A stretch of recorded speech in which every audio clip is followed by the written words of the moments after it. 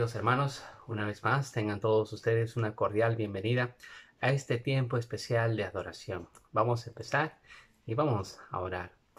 Padre Celestial, una vez más, gracias te queremos dar por este tiempo que nos permites estar junto a los creyentes, junto también a muchas amistades, disfrutar de tu palabra. Por favor, guíanos a poder a tener una buena actitud en esta mañana. Que tu Santo Espíritu esté guiando nuestros corazones también para estar atentos a tu palabra.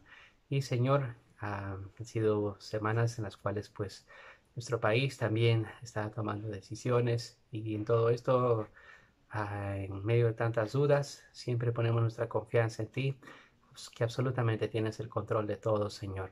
Gracias, Padre bueno, porque siempre das confianza a los creyentes y en eso también te alabamos.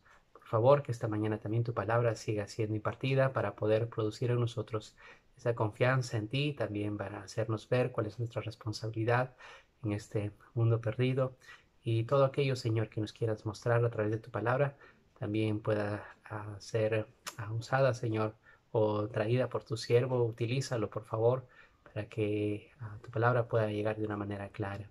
Gracias, Padre bendito, por este tiempo especial y guíanos a hacerlo correctamente. En Cristo Jesús. Amén. Amén, hermanos. Entonces, en esta mañana nosotros vamos a empezar alabando a nuestro buen Señor. Si tenemos una seguridad, pues esa seguridad es saber en quién hemos creído.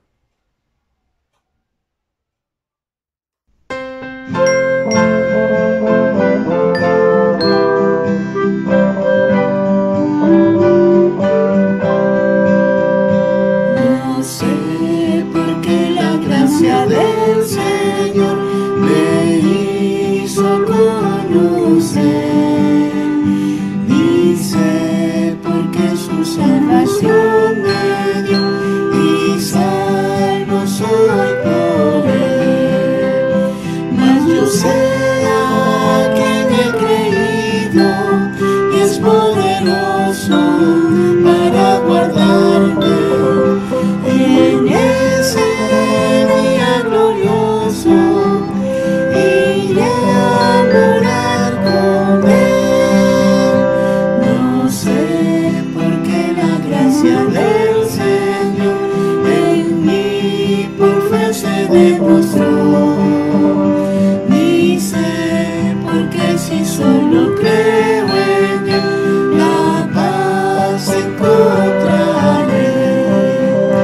Mas yo sé a quien he creído y es poderoso para guardarme en ese día glorioso. Iré a morar con él.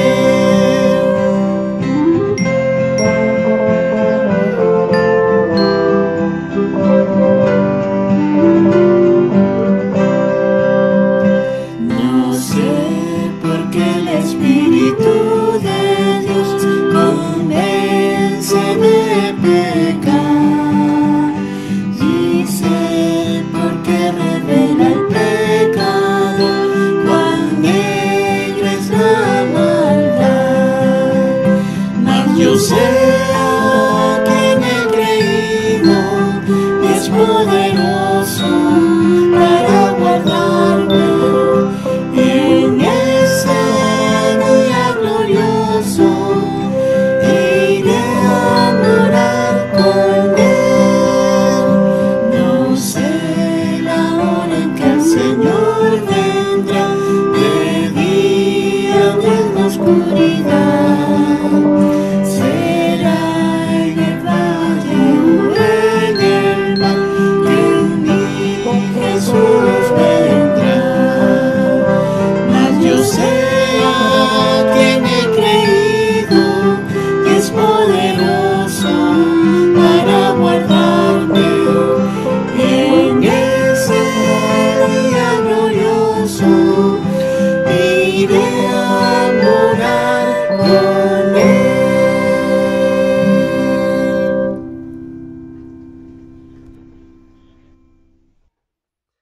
Continuamos en la lectura de los Salmos y esta mañana vamos a leer el Salmo 14. Dice, así la palabra del Señor, dice el necio en su corazón, no hay Dios. Se han corrompido, hacen obras abominables, no hay quien haga el bien. Jehová miró desde los cielos sobre los hijos de los hombres para ver si había algún entendido que buscara a Dios. Todos se desviaron, a una se han corrompido. No hay quien haga lo bueno, no hay ni siquiera uno. ¿No tienen discernimiento todos los que hacen iniquidad, que devoran a mi pueblo como si comiesen pan? ¿Y a Jehová no invocan? Ellos temblaron de espanto, porque Dios está con la generación de los justos. Del consejo del pobre se han burlado, pero Jehová es su esperanza. Oh, que de Sión saliera la salvación de Israel. Cuando Jehová hiciere volver a los cautivos de su pueblo, se gozará Jacob y se alegrará Israel. Este pasaje, al leerlo, me hace recordar pues uno de los pasajes allá en Romanos que por muchos es conocido, cuando dice pues no hay justo, no hay uno, no hay ni siquiera quien haga lo bueno, no hay quien busque a Dios. Realmente la humanidad, ¿qué de bueno, qué atracción puede tener para que Dios pueda mirarnos? Pues ninguna. Pero en medio de eso encontramos la gracia del Señor. Por ejemplo, en este pasaje de Romanos, hay un versículo en Romanos 5:8, dice, mas Dios muestra su amor para con nosotros. Y a pesar de que nosotros éramos pecadores, Cristo murió por nosotros. Es maravilloso esto. A pesar de que nosotros pues hemos sido necios, como dice acá, no había quien buscara a Dios. Sin embargo, Dios mismo nos ha buscado, nos ha dado de su gracia. Esta mañana nosotros seguimos hablando del gran amor que Dios tiene para la humanidad, para todos, de tal manera que envió a Jesucristo a morir y a través de ello también a rescatarnos de nuestros pecados.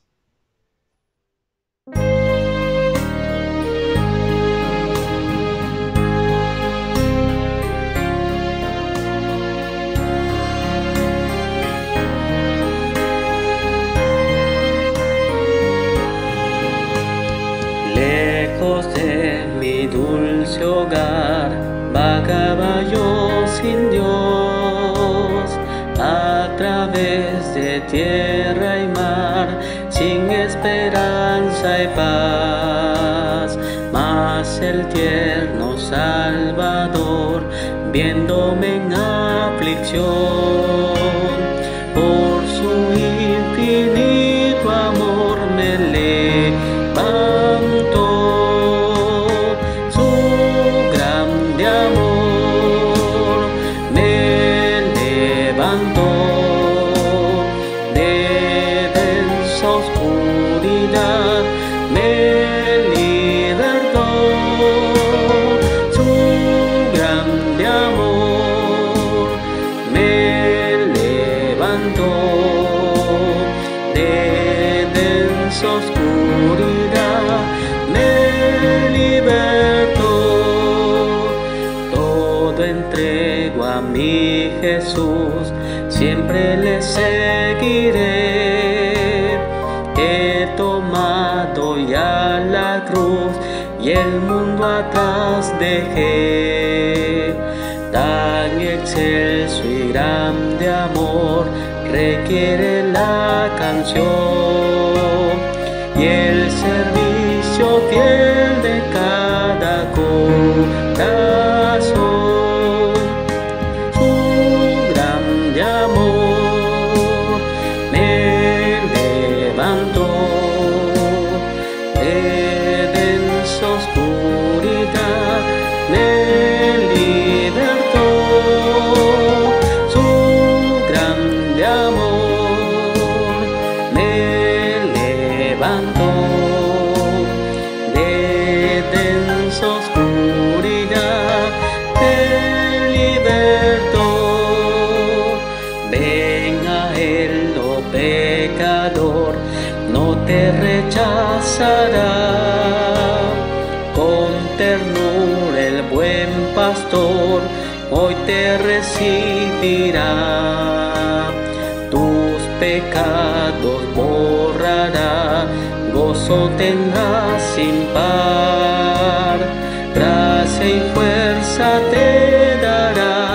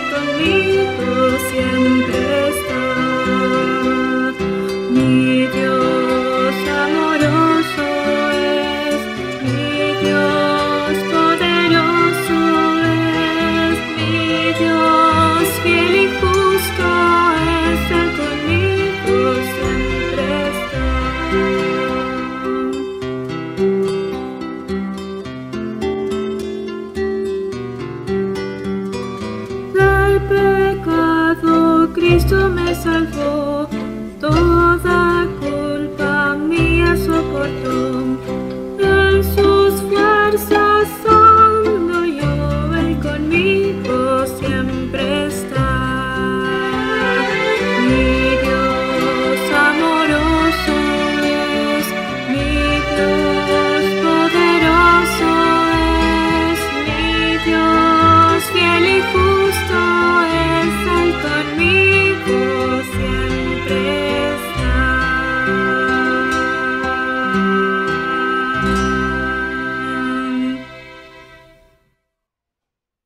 Amén.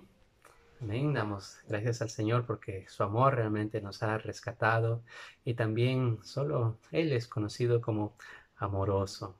Es justamente de este tema que el pastor Osvaldo estará compartiendo con nosotros durante estas semanas y estará compartiendo acerca de 1 Corintios, el capítulo 13, el capítulo del amor, la preeminencia del amor. Ahora nosotros vamos a escuchar a la lectura de este capítulo, 1 Corintios 13, también a través más o menos de esta ilustración, de este video, relatando cómo Pablo pudo haber estado escribiendo esto, pues en medio de una situación difícil que sabemos que tuvo que atravesar Pablo, pero él llegó a conocer que solamente pues es el amor quien va como fruto que es producido por el Señor, pues va a conducirnos también hacia la excelencia. Es que escuchemos la lectura de este hermoso capítulo. Y después de esto también el pastor Osvaldo estará compartiendo con nosotros ya una parte de 1 Corintios, el capítulo 13.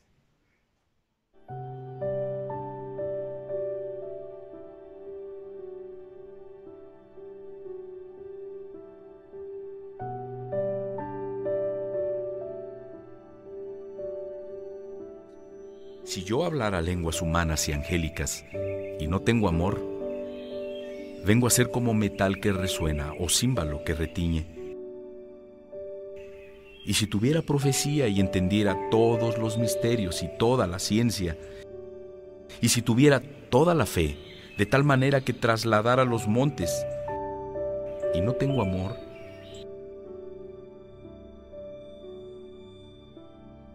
nada soy. Y si repartiera todos mis bienes para dar de comer a los pobres, y si entregara mi cuerpo para ser quemado, y no tengo amor, de nada me sirve. El amor es sufrido, es benigno. El amor no tiene envidia. El amor no es jactancioso, no se envanece, no hace nada indebido, no busca lo suyo, no se irrita, no guarda rencor, no se goza en la injusticia, mas se goza de la verdad.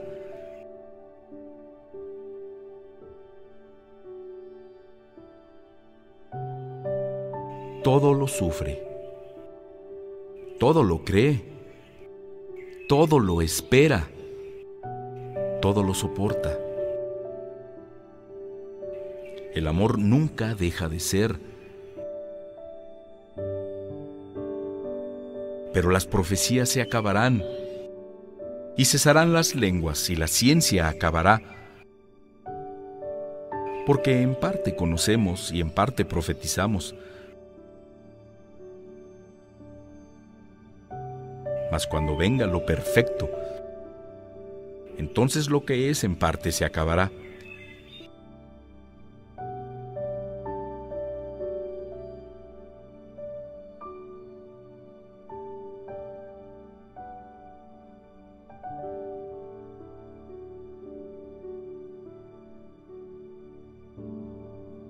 Cuando yo era niño, hablaba como niño, pensaba como niño, juzgaba como niño. Mas cuando ya fui hombre dejé lo que era de niño. Ahora vemos por espejo, oscuramente, mas entonces veremos cara a cara. Ahora conozco en parte, pero entonces conoceré como fui conocido. Y ahora permanecen la fe, la esperanza y el amor. Estos tres, pero el mayor de ellos es el amor.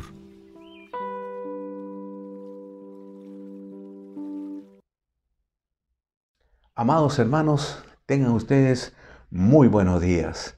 Es un gozo nuevamente poder estar delante de ustedes para poder aprender algo más juntos acerca de la palabra de Dios. A partir de este momento vamos a hacer una serie de estudios basados pues en 1 Corintios 13, versículos 4 hasta la primera parte del versículo 8. Y esperamos aprender juntos a desarrollar el amor bíblico, el amor que el Señor nos enseña a través de su palabra. Antes de eso, vamos a orar, vamos a inclinar nuestros rostros y vamos a orar. Amado Dios, estamos muy contentos de poder reencontrarnos con nuestros hermanos y tener comunión a través de tu sagrada palabra. Ayúdanos a entenderla, ayúdanos a proclamarla, ayúdanos a vivirla, Señor, que podamos realmente ser un testimonio al mundo acerca de lo que es la vida de Jesucristo. Y Padre, que el Señor no vea que el mundo no vea en nosotros un grupo de fanáticos o de personas místicas, sino que vea un grupo de creyentes que de veras quieren honrar tanto moral como espiritualmente a Dios, y que su forma de vida es la forma que conviene a nuestra sociedad. Muchas gracias, Señor, por este momento. Bendice la exposición de tu palabra en el nombre de Jesús. Amén. Hermanos, quisiera empezar hablándoles acerca de la iglesia de Corinto, porque nuestro pasaje está en 1 Corintios, capítulo 13. La iglesia de Corinto tenía una idea muy equivocada en realidad. Ellos creían que eran muy espirituales. Ellos creían que estaban dentro de la voluntad de Dios porque ellos tenían ciertas características dentro de la iglesia. Una de las características es que ellos se jactaban del conocimiento que habían adquirido de las Escrituras. ¿Por qué? Por los grandes maestros que habían pasado por Corinto y les habían enseñado. Es por eso que algunos decían, yo soy de Pablo, yo soy de Apolos, yo soy de Cefas, ¿no? Ellos se habían apropiado de su predicador predilecto y pensaban que como habían sido enseñados por ellos, pues eran grandes conocedores de la palabra de Dios. Esto, ellos pensaban, les permitía tomar sabias decisiones. Ellos pensaban que tenían un discernimiento bíblico bien dotado y que por eso ellos tomaban decisiones acertadas. Cuán equivocado estaban ellos, pero sin embargo esto es lo que ellos pensaban. Ellos también creían pues que como la congregación estaban compuestas de familias, pues seguramente que cada familia estaba bien, andaba bien, que estaba bien constituida, que los matrimonios se llevaban bien y que los hijos eran criados sabiamente. Difícilmente esto era posible, pero ellos pensaban que, bueno, todo estaba bien. Asimismo, ellos pensaban que como se reunían cada semana y cada semana celebraban la cena del Señor, por hacer consecutivamente la cena del Señor y recordar su sacrificio, pues ellos pensaban que estaban muy bien. Lamentablemente, ni eso ellos hacían bien. Por otro lado, también ellos manifestaban dones milagrosos entre ellos y pensaban de que como ellos tenían tal o cual otro don, seguramente es porque eran muy espirituales. Finalmente, ellos creían que eran muy espirituales porque ellos daban mucho dinero, porque ellos ofrendaban muchas cantidades de dinero, porque eran gente acomodada, gente rica, y así que ellos al dar dinero pensaban pues que Dios estaba agradado de ellos. Entonces, por estas razones, ellos creían de que eran muy, pero muy espirituales. Pero el apóstol Pablo, aquí en el capítulo 13 de 1 Corintios, va a revelarles a ellos cuál es la virtud espiritual que está por encima de cualquier otra virtud. Él va a escribirles a ellos sinceramente de que existía una virtud que ellos necesitaban practicar y que estaba por encima de todas las demás virtudes que ellos decían tener. Esta manera de pensar de Pablo, él no la había extraído pues de su cultura que era entre helenista y romana, sino que desde el principio el amor se había constituido como la virtud suprema de la fe cristiana. El amor fue preconizado por Cristo desde sus inicios y el amor era la base principal de todas las virtudes, era la matriz de todas las virtudes.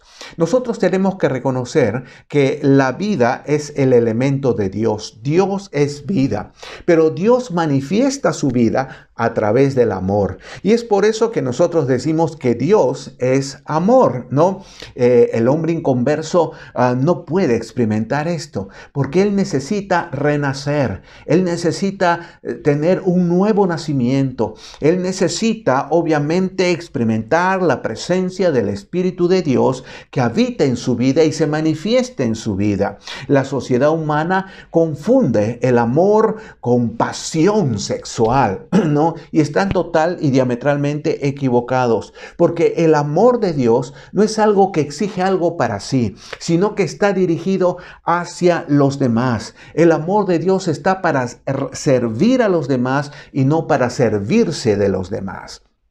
Así que tenemos que entenderlo claramente. Aquí en los primeros 3 versículos del capítulo 13 de 1 Corintios, el apóstol Pablo va a enseñar el propósito de los dones. Y el gran propósito de los dones era para edificar a la iglesia, para edificar al cuerpo de Cristo. Pero sabe, hermano, los dones espirituales no pueden tener, y esto es lo que va a enseñar Pablo, no pueden tener ningún efecto espiritual si no están total y diametralmente sumergidos en el amor. Si no hay amor, ¿por qué? Porque el amor es lo que el Espíritu Santo va a utilizar para poder verdaderamente edificar a la iglesia, para traer crecimiento y desarrollo espiritual en la iglesia. Si yo puedo tener muchos dones, pero no tengo amor, no tengo nada absolutamente. Y es por eso que el apóstol Pablo en 1 Corintios 8.1, en la segunda parte, 1 Corintios 8.1, al final de este versículo nos dice: el conocimiento envanece, pero el amor edifica. El conocimiento envanece, pero el amor edifica. Lo que va a edificarnos en la iglesia es desarrollar el amor de Dios. Esto es lo que Pablo nos está tratando de decir acá. Y es por eso que el fruto del Espíritu Santo es más importante en la vida cristiana que los dones milagrosos del Espíritu. Cuando una iglesia solamente está buscando, como hoy en día muchas iglesias buscan experiencia, ¿no? Buscan pues obviamente toda clase de sensaciones milagrosas en lugar de vivir una vida de santidad, en lugar de desarrollar un carácter cristiano. Y por eso es que esas iglesias se caracterizan por tener muchas divisiones. Esas iglesias se caracterizan por la confusión en la cual viven sus miembros, y esas iglesias se caracterizan por la carnalidad. Entonces, lo más importante es desarrollar el amor de Dios en nuestras vidas. Entonces, la espiritualidad bíblica no es cuestión de tener pues un don espectacular, sino consiste en poder entender y poder vivir, ¿no?, la naturaleza del amor que manifestó el Señor Jesucristo, que mostró el Señor Jesucristo. Toda la vida del Señor Jesús, su ministerio, pudiéramos resumirlo en la palabra obediencia, pero también podemos resumirlo en otra palabra, la palabra amor, ¿no? toda su vida fue enmarcada por el amor. Es importante que nosotros podamos manifestar el amor que tenía el Señor Jesucristo para con los demás. En el libro de Efesios, capítulo 3, versículo 19, nos dice esto el apóstol Pablo. Efesios 3, 19 nos dice, y de conocer el amor de Cristo, que excede a todo conocimiento, para que seáis llenos de toda la plenitud de Dios. Pablo oraba aquí, oraba por los hermanos de Éfeso, y entre las cosas que pedía, él pedía de que ellos pudieran entender, lograr comprender el amor de Cristo. Aunque el amor de Cristo es tan vasto, tan grande, que no entra en nuestra cabeza, pero sin embargo, eso es lo que tenemos que buscar en nuestras vidas. ¿Para qué? Para poder desarrollar y ser llenos de toda la plenitud de Dios. No hay otra manera de llenarnos de Dios. No hay otra manera de desarrollar la vida de Dios, sino es a través del camino del amor. Así que a partir de esto, el apóstol Pablo nos va a darnos desde el versículo 4 de 1 Corintios 13 hasta la primera parte del versículo 8, él va a darnos la descripción bíblica más completa de las características del amor verdadero, del amor genuino, del amor que transforma las vidas. El amor que aquí es presentado es el amor ágape. Y el amor ágape nos habla del amor racional, del amor también que es incondicional, que solo Dios posee. Solo Dios posee este tipo de amor, pero Él lo ha compartido con aquellos que han puesto sinceramente su fe en Él. Eso es lo que nos dice la palabra de Dios en Romanos 5:5. Vamos a Romanos 5:5 sin perder 1 Corintios 13, por cierto. Y Romanos 5:5 nos dice, y la esperanza no avergüenza, porque el amor de Dios ha sido derramado en nuestros corazones por el Espíritu Santo que nos fue dado.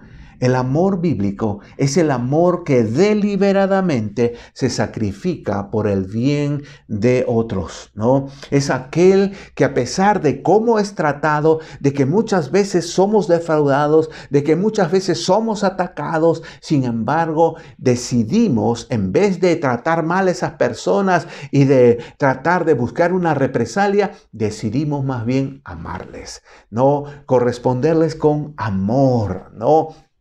Entonces, es el amor que Dios nos ha dado a nosotros a pesar de lo que nosotros somos. Dios decidió amarnos y nosotros también tenemos que decidir amar a nuestros semejantes. No es algo que yo tengo que sentir, que me tiene que nacer, porque si esta persona me cae mal, realmente no me va a nacer amor por esa persona. Pero yo he decidido amarla porque así es como Dios me ama a mí. Y al decidir amarla, entonces yo busco su bien, busco lo que es beneficioso para su crecimiento, busco que hacer lo correcto, lo que Cristo haría si estuviese en mi lugar.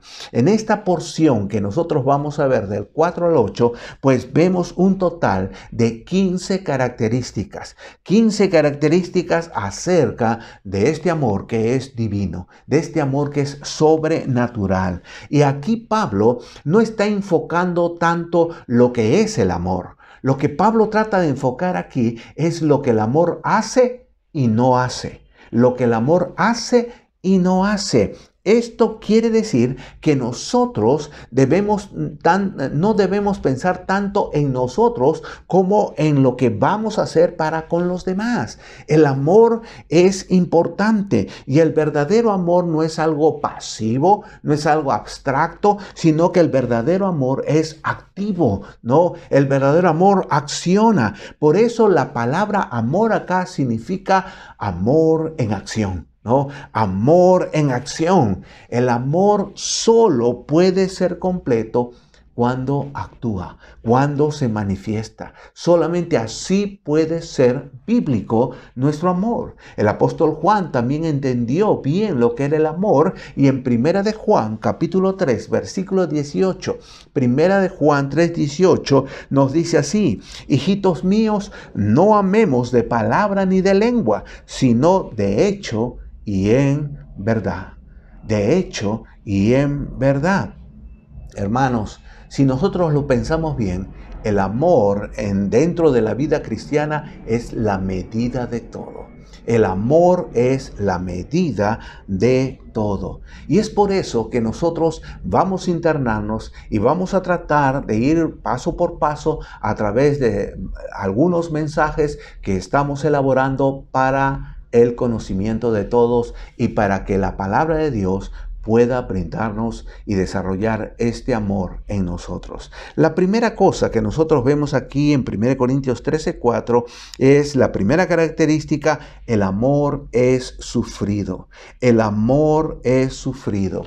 Y esto quiere decir que el verdadero amor, el amor que Dios nos ha compartido, es longánime, ¿no? Es longánime. Y longánime quiere decir tardo para ofenderse, quiere decir tardo para enojarse, ¿ya? Ser longánime significa tener la capacidad, pues, de aguantar, la capacidad de resistir para no buscar represalias, ¿no? Para no desquitarse uno por algo que le han hecho. Es estar ejercitado para soportar y esperar ante las provocaciones que otros nos hacen y que obviamente están esperando de que nosotros también obremos mal, de que reaccionemos mal también.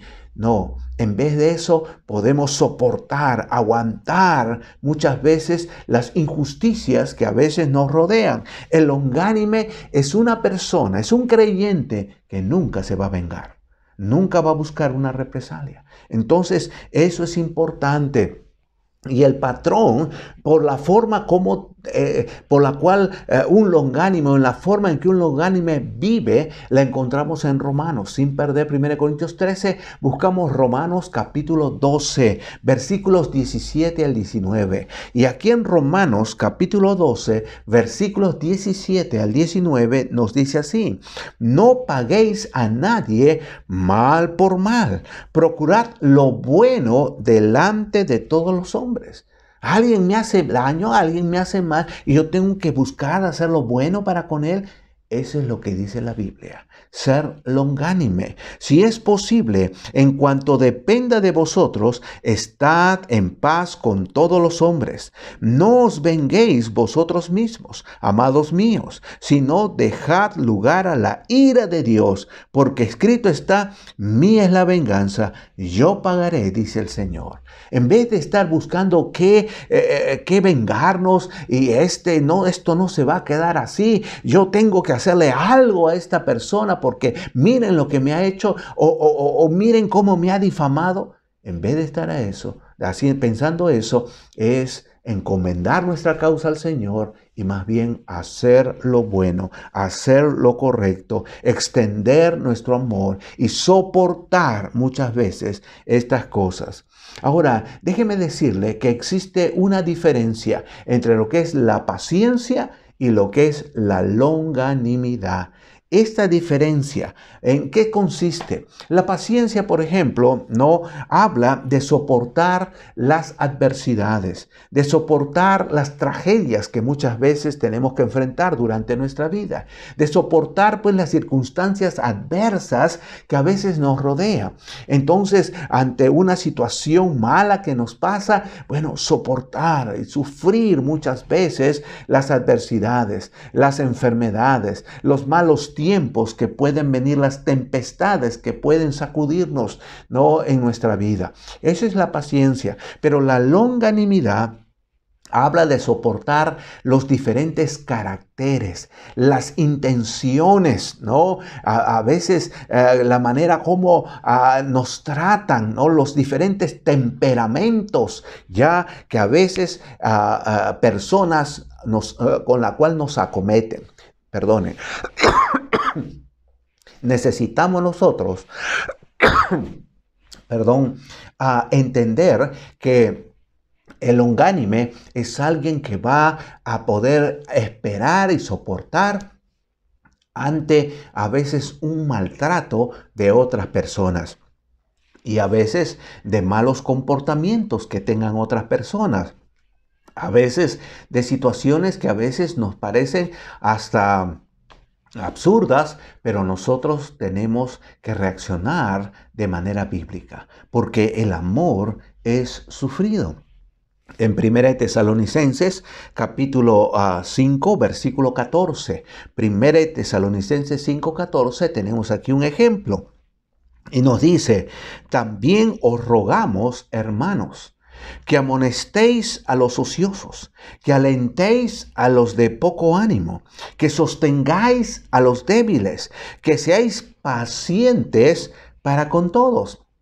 Aquí aparentemente no se utiliza la palabra longánime, pero la palabra paciencia aquí en realidad debería haber sido traducido como longánime, porque está hablando de situaciones de carácter, ¿no? De situaciones como reaccionan las personas. Aquí dice: os rogamos, hermanos, que amonestéis a los ociosos. ¿Cómo tratar a un ocioso? Bueno, yo no voy a estar soportando pues a un ocioso. Sin embargo, aquí dice que nosotros tenemos que confrontarles con la palabra de Dios, ¿no? Aquella persona que es irresponsable, que no cumple con sus deberes por ser totalmente pues una persona que descuida, ¿no?, su vida, que es ociosa. Entonces dice que deberíamos pues estarle amonestando, o sea, confrontándole con la palabra de Dios. También nos habla de aquellos de poco ánimo, o sea, aquellos que viven, que se desaniman rápido, ¿no? Tenemos que estar consolándoles, animándoles, alentándoles, ¿no? A ellos, bueno, le podemos alentar una vez, pero 2, 3, 4, ay, no voy a estar. No, hay que soportar muchas veces. Y hermanos, también nos habla acerca de los débiles. Aquellos que a veces les aconsejamos: hermano, haz así para que levantes y puedas seguir adelante triunfante, y de repente, ¡plum!, se cae. Hermano, ya te dije yo que así tienes que orar, tienes que leer tu Biblia. Hermano, tienes que... Y pronto otra vez. Entonces, bueno, ya me cansé, ya no voy a hacer... No, aquí dice que nosotros tenemos que sostener. Y sostener aquí significa ayudarle permanentemente. Nosotros tenemos que ser pacientes, dice. Por eso termina diciendo aquí el apóstol Pablo: seáis pacientes para con todos. Hermanos, dentro de la vida cristiana vamos a tener que ser longánimes, porque no todos van a reaccionar como tú reaccionas. Hay algunos que se arrepienten y ahí mismo cambian, pero otros tardan y tardan y tardan. Y bueno, ya me cansé, ya no voy a estar yo perdiendo mi tiempo. Entonces, hermano, debemos tener longanimidad para esas personas. No, la manera como ellos están reaccionando no es buena, pero nosotros tenemos pues obviamente que mostrar el amor de Dios. Pero a veces hay otras situaciones, hay personas que a veces nos atacan, hablan mal de nosotros. ¿Y cómo debemos reaccionar? También con longanimidad. Es fácil amar cuando la gente pues se muestra muy considerada con nosotros, pero qué difícil es cuando nos lastiman. Qué difícil es cuando nos atacan de una manera u otra. No, qué difícil es tener que soportar a esta gente. Hermano, déjeme decirle, en el mundo griego, la venganza era considerada como una virtud. Tomar una represalia ante una persona que había pues insultado, que había ofendido, pues lo lógico era que como hombre que eran los griegos, ¿no?, y aún los romanos, pues había que vengarse, había que responderle de la misma manera. El que no se vengaba, pues era considerado como débil, era visto como algo impropio en un hombre, porque alguien que no se vengaba ante un insulto, o no se desquitaba, o no castigaba ese insulto, pues entonces era visto como un afeminado, era visto como poco hombre, era visto como alguien sumamente débil. Entonces, era necesario la venganza, por eso para ellos era una virtud.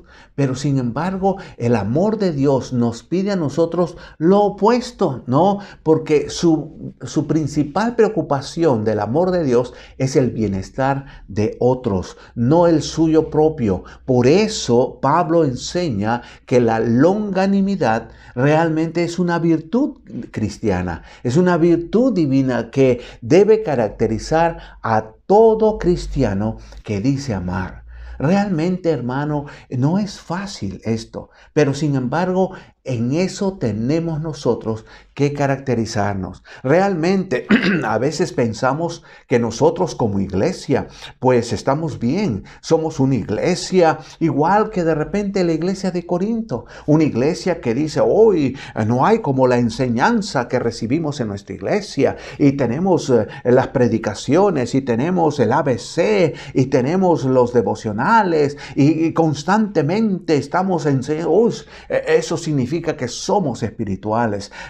Y seguramente también eso nos da la capacidad para tomar las mejores decisiones. Y también celebramos constantemente la cena del Señor, ofrendamos, explotamos los dones que el Señor nos ha dado. Sí, somos una iglesia muy espiritual. ¿Así?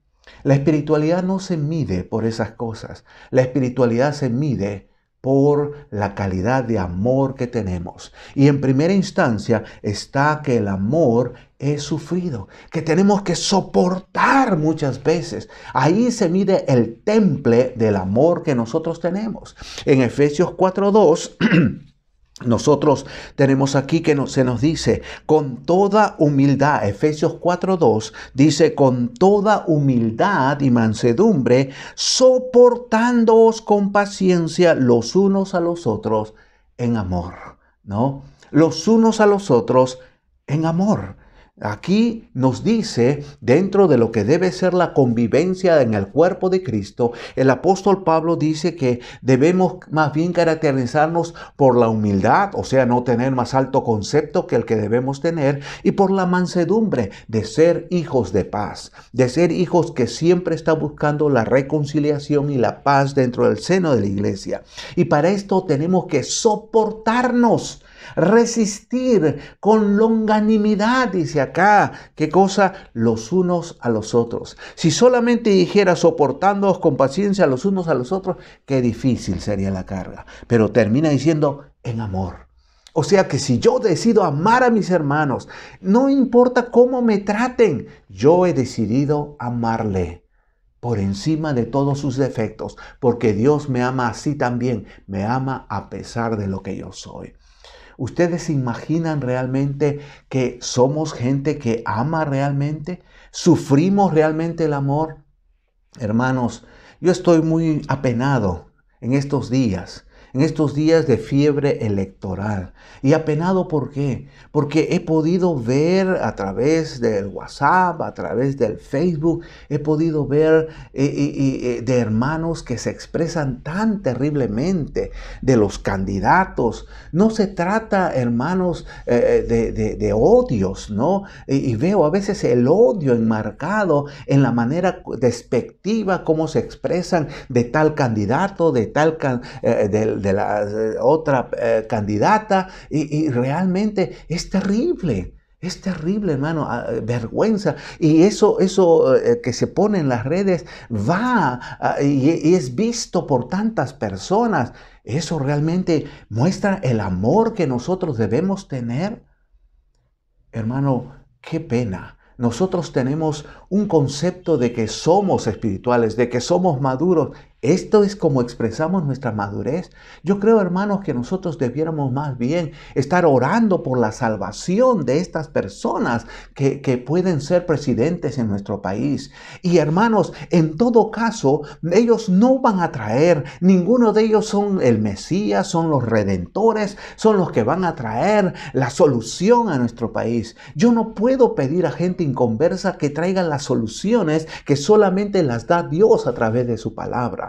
Hermano, la solución no está en las leyes y en los gobiernos que se dan. La solución está en que nosotros, la iglesia, se ponga a hacer su trabajo. ¿Y qué es lo que tenemos que hacer? Proclamar el evangelio, proclamar la vida y mostrar la vida de Jesucristo. Si queremos un Perú redimido, un Perú transformado, corresponde el trabajo no al gobierno, sino a nosotros que estamos inmersos en el reino de Jesucristo, pero poder hacer nuestro cometido. Hermano, el mundo no va a cambiar si el mundo no ve en nosotros amor. Creen que insultando a los que están aquí en competencia política, ¿vamos realmente a ganar a las personas? Ellos van a creer que nosotros tenemos a Cristo cuando ven que nosotros hablamos de esa manera tan grosera. Qué lejos estamos de la verdad. ¿Quién sabe? En vez de ser una iglesia espiritual, nosotros somos como la iglesia de Corinto. Hermanos, tenemos que cambiar ese tipo de imagen. Hermano, entienda bien, la longanimidad de Dios, ¿ya? La longanimidad de Dios es lo que evita de que usted y yo y el mundo entero sea destruido. La longanimidad de Dios. Porque el amor demostrado a través de su longanimidad permite que nosotros, los seres humanos, tengamos la oportunidad de ser salvos. Oh, hermano, ¿cuántas veces nosotros, de repente le hemos dicho, Señor, ahora sí te voy a obedecer, ahora sí, Señor, voy a ser fiel, ahora sí voy a tratar bien a mi familia, ahora sí, Señor, voy a cumplir con estas cosas que te ofrecí? Y no lo hemos hecho. Y no lo hemos hecho. Y vez tras vez le fallamos al Señor. Y vez tras vez pecamos. El Señor va a decir en algún momento, ¿sabes una cosa? Ya me cansé de ti. Ya vete al infierno. Se me acabó la paciencia. Qué bueno que el Señor no se cansa. Qué bueno que el Señor es longánime. Y Él prometió salvarnos y ninguna de sus promesas va a caer por tierra. Qué bueno. Porque si no, usted y yo estaríamos destinados a la condenación eterna. En segunda de Pedro, capítulo 3, versículo 9. Segunda de Pedro 3, 9. Un conocido pasaje nos dice, el Señor no retarda su promesa, según algunos la tienen por tardanza, sino que es paciente. Él es longánime para con nosotros, nos soporta, a pesar de lo que somos, no queriendo que ninguno perezca, sino que todos procedan al arrepentimiento. La longanimidad de Dios es lo que nos salva, hermanos. No es nuestra espiritualidad, no es de que somos de la primera iglesia bautista del Callao. No, eso no sirve para nada. Hermanos, si no aprendemos a amar, pues entonces estamos muy lejos de la verdad, muy lejos. Yo entiendo que podemos tener inclusive nuestra posición de forma de gobierno y podemos intercambiar opiniones. Me gustaría una forma de gobierno de esta manera, otra forma, pero no insultar, no agraviar, no ofender, no mostrar odios, porque eso no es propio de cristianos. Hermanos, necesitamos quitar esas cosas malas de las redes. Eso es pésimo. Y nosotros tenemos que entender que el amor es sufrido. Si a mí me ofende lo que tal persona hace, si a mí me ofende tal persona, acuérdese que usted es el primer ofensor ante Dios. Sin embargo, Dios le extiende su longanimidad. Así también nosotros tenemos que hacer lo correcto y dejar a Dios su parte. Él es quien tiene el control. Él es quien va, al final de cuentas, a ser nuestro presidente. Es nuestro rey, es nuestro Señor. Él es, y nosotros somos guiados y dirigidos a través de Él. Que vosotros podamos entender eso. Pero una segunda cosa es que el amor no solamente es sufrido, sino que el amor es benigno, ¿no? El amor es benigno. El verdadero amor, hermano, va a mostrar la utilidad. Ser benigno significa ser útil.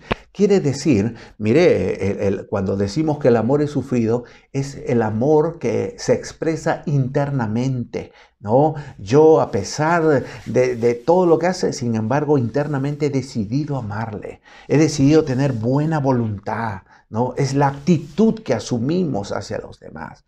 Pero cuando hablamos que el amor es benigno, es la manifestación externa, ¿no? Externa. No basta sentir, no basta decir, hermanitos, cuánto les amo, hermanitos, les tengo en mi corazón, hermanos, reveras, les quiero tanto, pero no hago nada. No, ser benigno significa demostrarlo.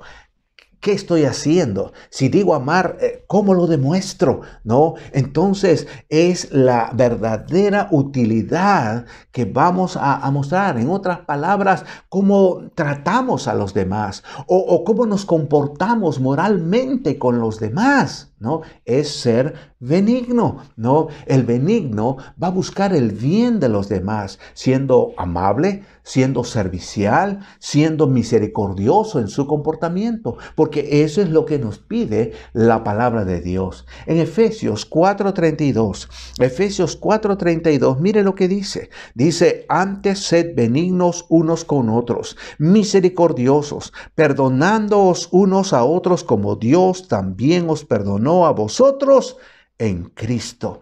Antes, sed buenos, sed bondadosos, tener la mejor voluntad unos con otros, accionando. ¿Cómo puedo demostrar? Siendo compasivos, misericordiosos, ¿no? ¿Por qué? Porque hay hermanos que nos van a fallar, hay hermanos que nos van a defraudar, así que tenemos que reaccionar con misericordia y perdonar muchas veces lo que nos hace, así como Dios nos perdonó a nosotros en Cristo.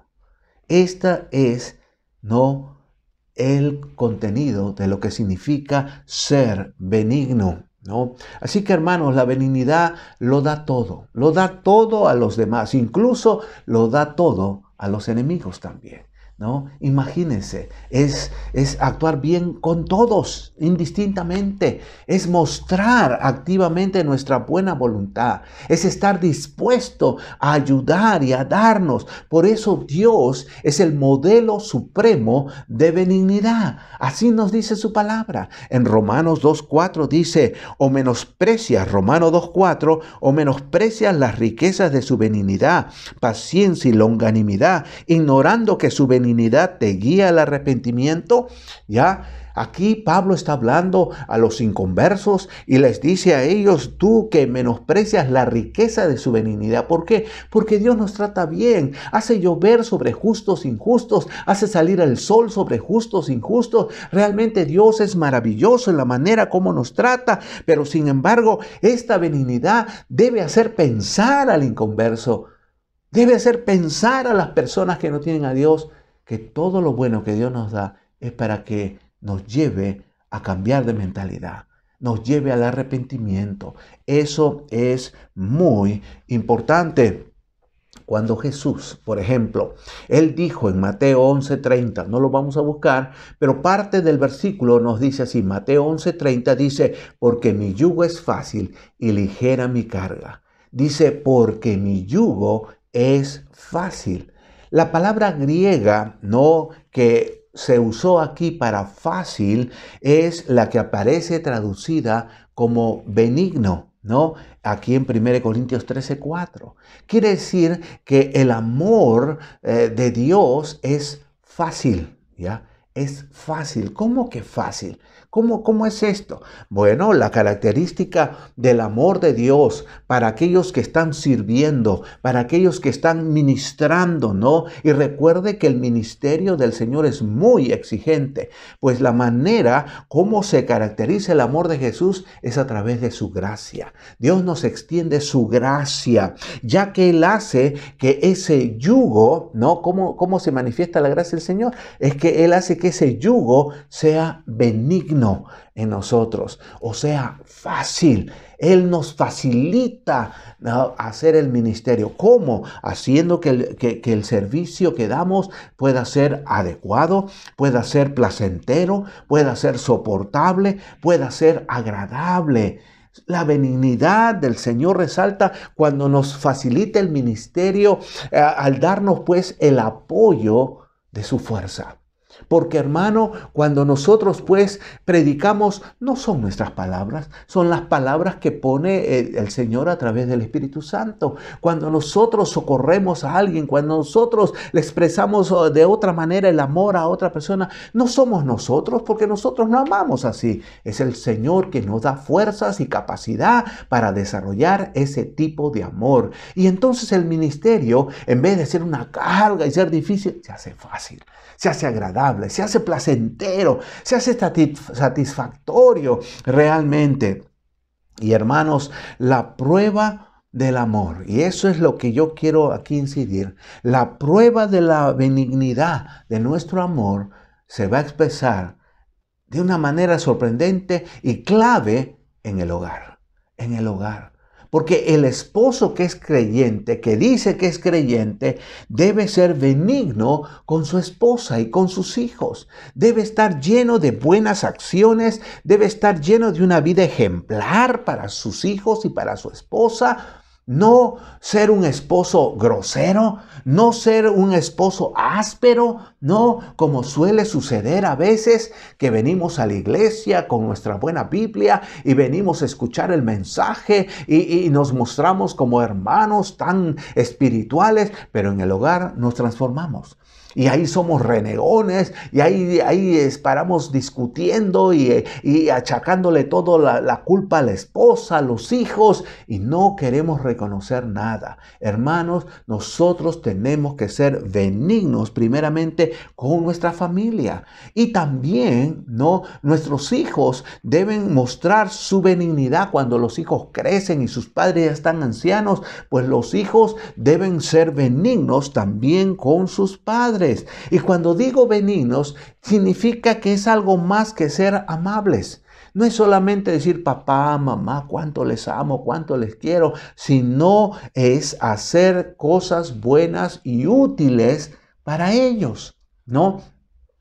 ¿Qué cosa buena y útil puedo hacer por mis padres? ¿Qué cosa buena y útil puedo hacer para mis hijos? ¿No? Y cuando ambos están pensando en hacer cosas buenas y útiles para mostrar el amor que tienen, bueno, esto es algo tremendo. ¿Y cuántos han llegado por querer hacer algo bueno y útil para sus hijos o sus padres, han llegado a desarrollar un amor sacrificial cuando ha sido necesario?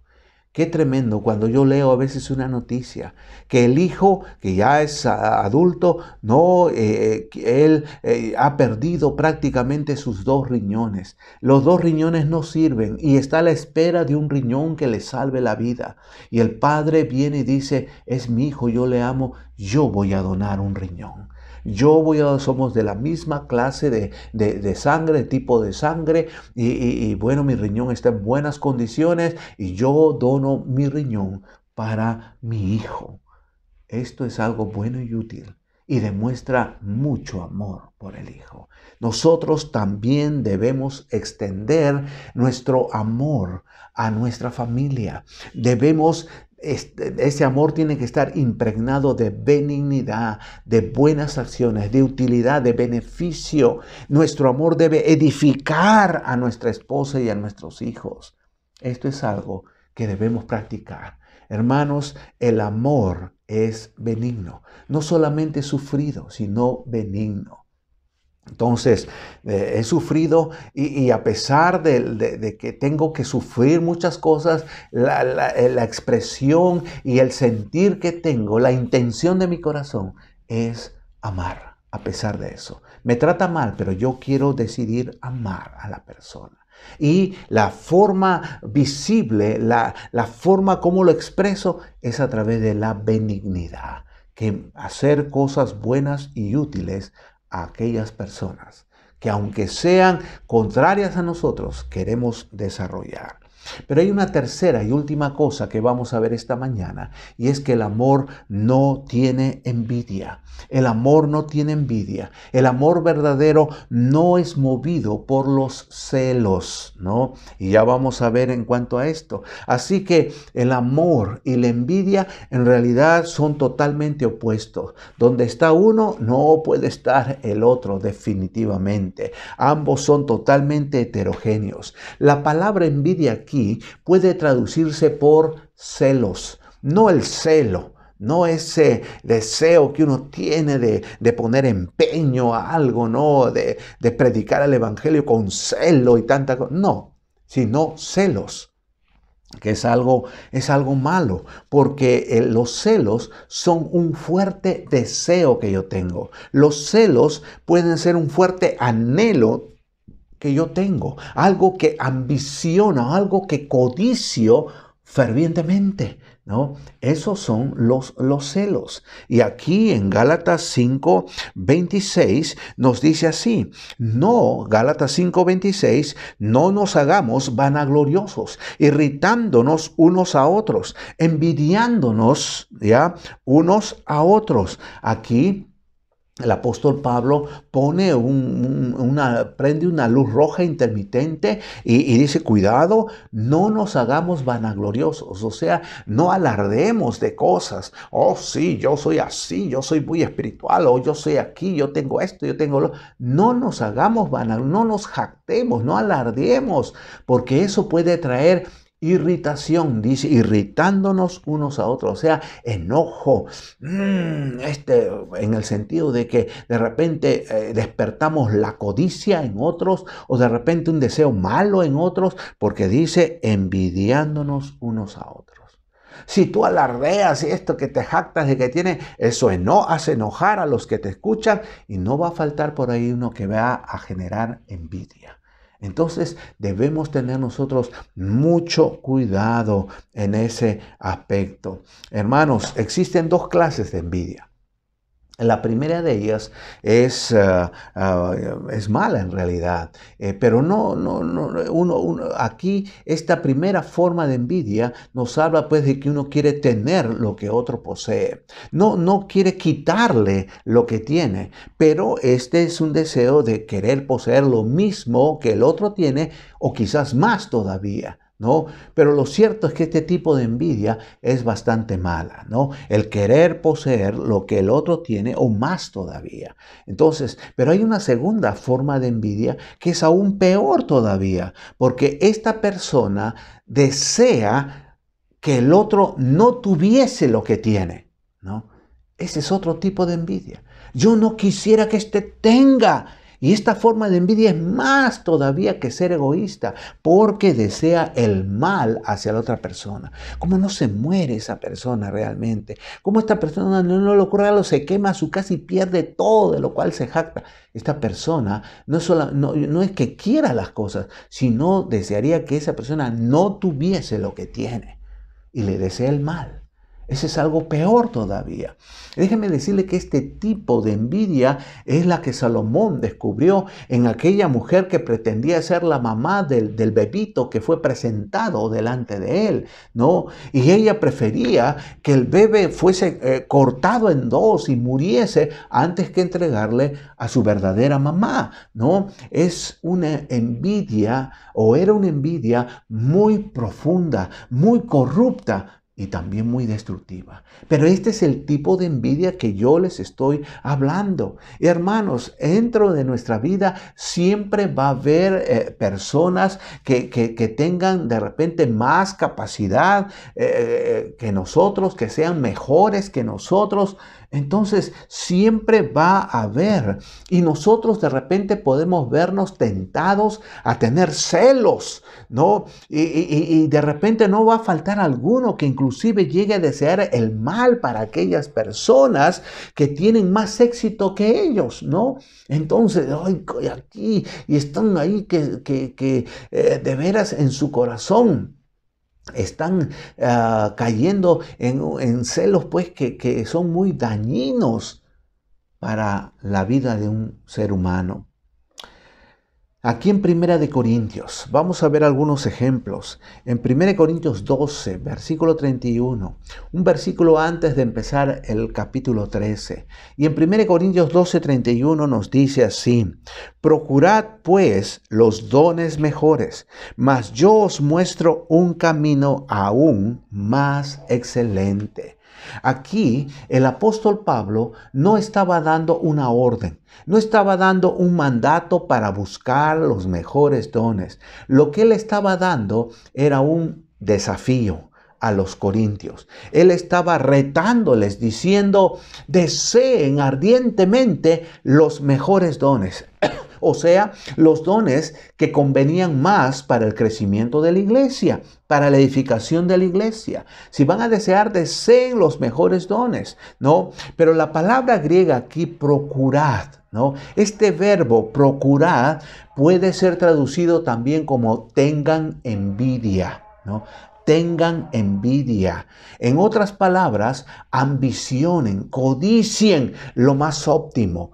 Pero ¿cómo es que Pablo puede pedirles a ellos que envidien los mejores dones? ¿Cómo va a pedir eso Pablo? Bueno, lo que pasa es que los hermanos de Corinto, ellos, al ver que habían muchos dones, ellos querían servir al Señor. Querían ministrar también. Y para eso querían lo mejor en ese sentido. Y Pablo dice, bueno, ¿ustedes quieren servir al Señor?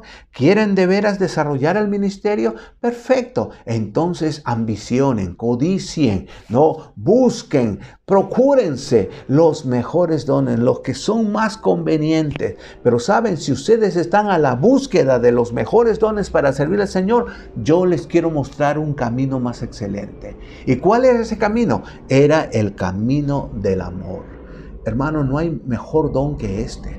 No hay mejor virtud que el amor. Si en realidad yo quiero servir al Señor, no es que yo debo desarrollar, ser mejor predicador, o yo debo ser mejor en servicio de esta, o debo ser más misericordioso, o tengo que desarrollar mejor tal o cual otra cosa. No, yo lo que tengo que desarrollar es amor. Este es lo que nos dice la palabra de Dios. Es por eso que Pablo les pide a ellos que desarrollen y se toma tiempo para desarrollar en este capítulo lo que el amor hace y no hace. Si ellos quieren servir, aquí hay un camino que es mejor, más sublime. Y es el camino que nosotros también tenemos que buscar.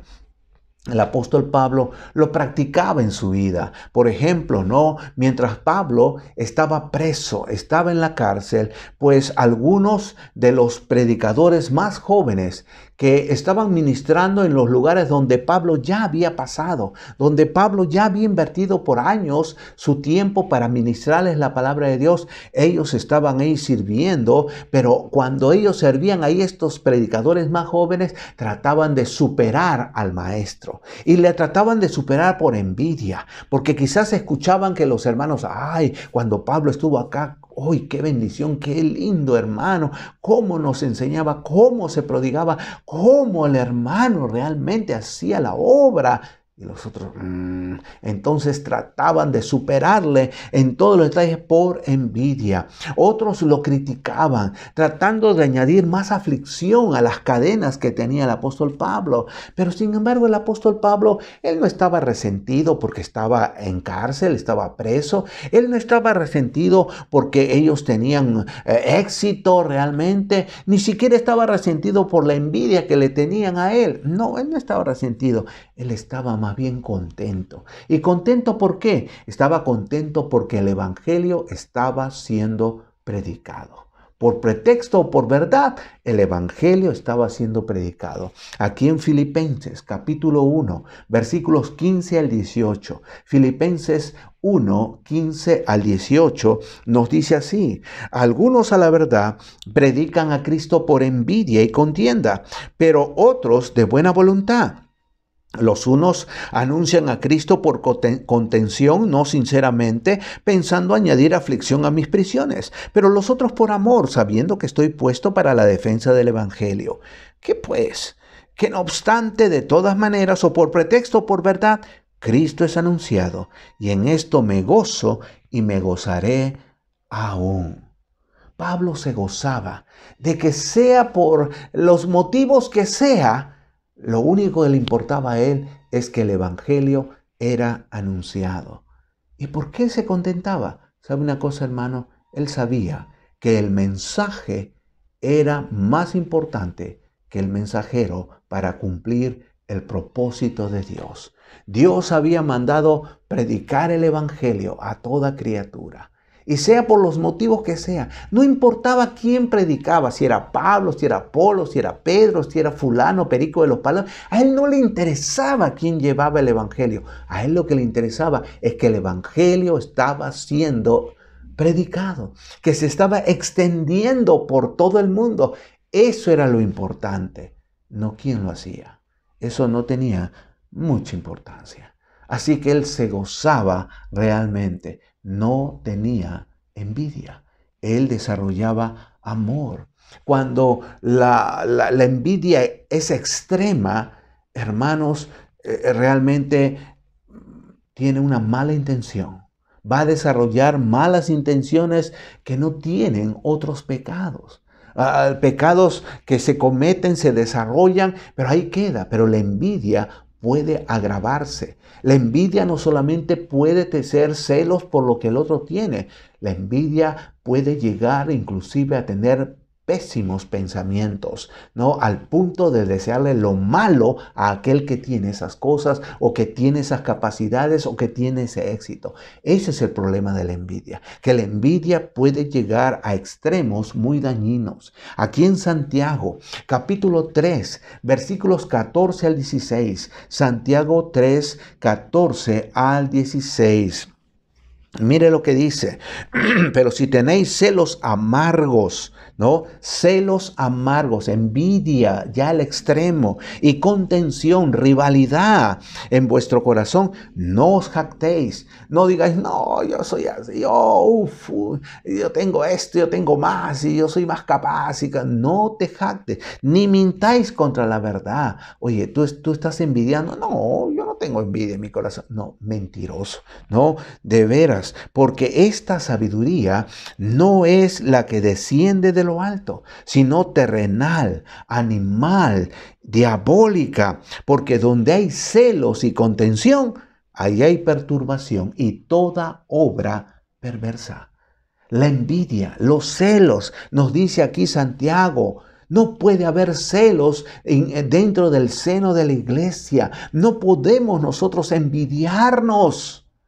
Eso es algo muy dañino y perjudicial. Entonces, hermanos, la ambición egoísta que está alimentada por los celos es a menudo, y déjeme decirle que aquellos que tienen eso y traman cosas negativas muchas veces tienen éxito. Muchas veces son ingeniosas, pero su sabiduría es diabólica y sus logros son totalmente destructivos. Nunca debemos nosotros tener o permitir tener un corazón envidioso. No debemos tener esas reacciones porque el amor no tiene envidia. La envidia, por eso, no es un pecado moderado. No es un pecado inofensivo, hermanos. La historia bíblica ya lo ha sacado a la luz tantas veces. Tenemos el ejemplo de Adán y Eva. Ellos tuvieron envidia de Dios, ni más ni menos. Por eso es que el diablo apeló a esa envidia y obviamente tuvo éxito. ¿Y qué le envidiaban a Dios? Bueno, ellos querían ser como Dios. Y la envidia fue la parte integral del primer pecado del cual han salido todos los demás pecados que conocemos nosotros. Entonces, la envidia es la que por envidia fue que cometieron el pecado inicial, ¿no? Los primeros padres. También nosotros tenemos que el siguiente pecado fue motivado por los celos, por la envidia, que por eso Caín mató a su hermano Abel. Encontramos que los hijos de Jacob vendieron como esclavo a su hermano José por envidia.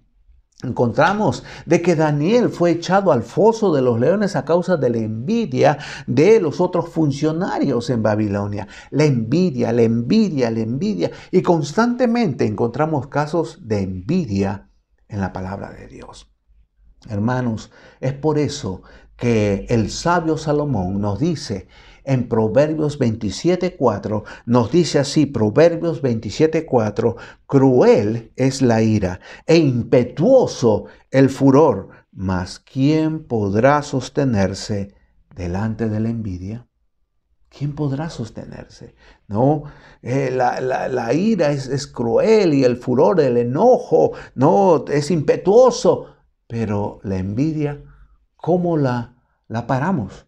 ¿Cómo impedimos de que crezca? Hermanos, una persona que verdaderamente ama nunca va a ser envidiosa, sino más bien va a ser generosa. La envidia quiere apropiarse de lo que el otro tiene. En cambio, el amor verdadero es generoso, da, brinda, se da a sí mismo inclusive. Siempre se va a alegrar del éxito de más, aún así el éxito de ellos no le favorezca a uno. Siempre se va a alegrar, siempre se va a gozar.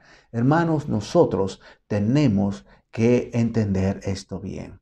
Por eso, nosotros debemos amar bíblicamente, pero el amor verdadero es sufrido. El amor verdadero que viene de Dios es benigno. El amor verdadero que viene de Dios no tiene envidia. Cuidémonos y practiquemos el amor bíblico, el amor que viene de Dios. Hermanos, amaos los unos a los otros. Esto es la manera como tenemos que hacer. Vamos a orar. Amantísimo Dios, muchas gracias por todo lo que estamos aprendiendo, pero permítenos, Señor, no ser tan solamente oidores, sino hacedores de tu palabra. Bendice la exposición de tu palabra y que de veras tu palabra nos alumbre. Gracias por este momento, gracias por este tiempo, que de veras podamos aprovecharlo para tener comunión contigo a través de tu palabra y tu Santo Espíritu. Señor, manifiéstate en nosotros, no a través de dones extraordinarios, sino a través del amor, que podamos expresar el amor y que nuestras vidas sean de utilidad, Señor.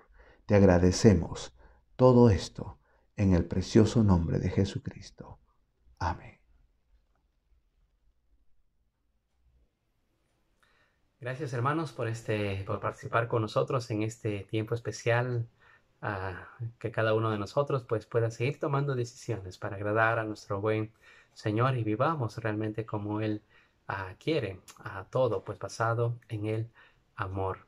Bueno, ya hemos llegado a la parte final. Gracias por acompañarnos y hacerles recordar que el día miércoles nosotros tenemos un tiempo especial de oración, así es que ya desde el día de mañana usted puede dejar sus pedidos de oración a través de nuestra cuenta de Facebook y también a las 8:30 tendremos unas clases especiales para seguir edificándonos con el ABC. Bueno, cualquier cosa nosotros estamos haciéndoles recordar también para poder unirnos en diferentes transmisiones durante esta semana. Bien, hermanos, el Señor los guarde.